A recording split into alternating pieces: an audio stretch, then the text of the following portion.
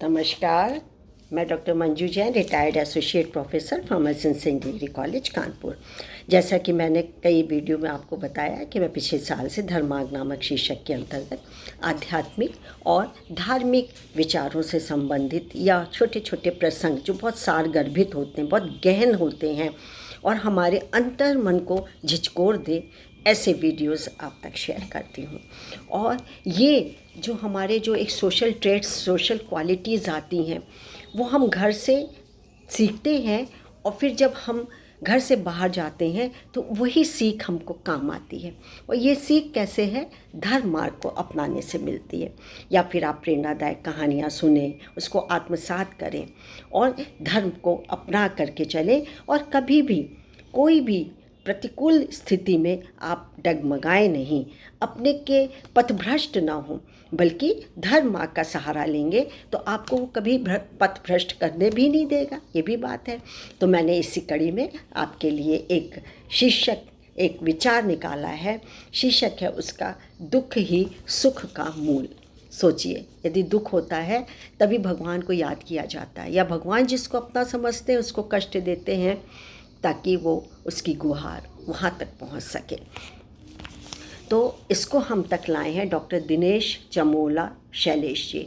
शैलेश जी, आपका बहुत बहुत धन्यवाद और शुक्रिया कि मैं आपकी बात, लिखी हुई बात जन जन तक रख रही हूँ। दुख ईश्वर का दुर्लभतम उपहार है। देखा, उपहार है।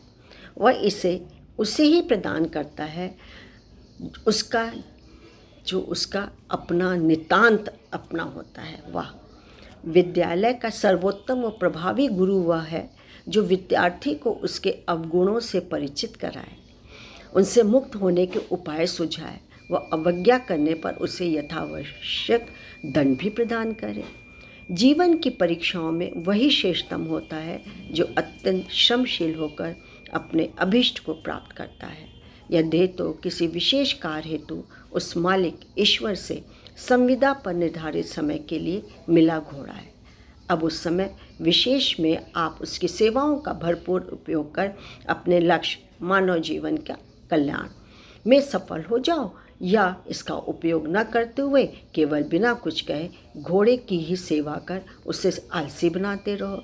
इस देह रूपी घोड़े की शक्ति और सामर्थ्य से परिचित होकर जिसने इसकी सेवाओं का श्रेष्ठतम उपयोग कर लिया, उसने इहलोक से परलोक तथा तक का मार्ग सुधार लिया। जबकि जो इस समय असमर्थ हो गया है, वह ईश के इस दुर्लभतम उपहार के सुफलों से कई जन्मों के लिए वंचित हो गया है। क्या पता फिर ऐसा बलिष्ठ घोड़ा वह मालिक दोबारा दे या ना दे।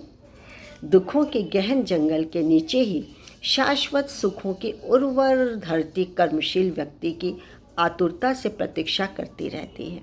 कितने सुंदर शब्द हैं। यह आपकी दृष्टि पर निर्भर करता है कि आपको केवल उस जंगल में उगी असंख्य कंटीली झाड़ियों के शूलों के चुभन की अनुभूति होती है, या उनको काट कर उसमें निर्मित कर्म के श्रेष्ठतम साधनों केंद्र की प्रतीति होती है। यह दृष्टि ईश कृपा से प्राप्त ज्ञान से ही संभव है। ज्ञान का प्रवेश द्वार दैहिक दुखों की वैतरणी पार करके ही खुलता है। इस दुखों की वैतरणी को पार करने के दो ही मार्ग हैं, शारीरिक श्रम की दृढ़ता व तैरने की पारंगता, अथवा शेष व निपुण गुरु की कृपा से उसकी नाव में बैठकर उस पार हो जाना। पार के परमानंद लोक के अतुलनीय आनंद की अनुभूति आप संसार के इस नीरस, अनित्य व स्वार्थी तट पर बैठकर नहीं कर सकते हैं। अतः दुख संसार से बिदकने, रोने और उठने अथवा अपने विगत के कर्मों पर पश्चाताप करने का उपकरण नहीं, बल्कि यह तो दुर्लभतम अनुज्ञा पत्र है। बहुत सुंदर विचार। और इसके साथ ही मैं आपसे आज्ञा लूँगी। फिर एक नए प्रसंग के साथ, विचार के साथ, सुविचार के साथ आपके सामने प्रकट होंगी। तब तक के लिए मुझे इजाज़त दीजिए। नमस्कार। Thank you.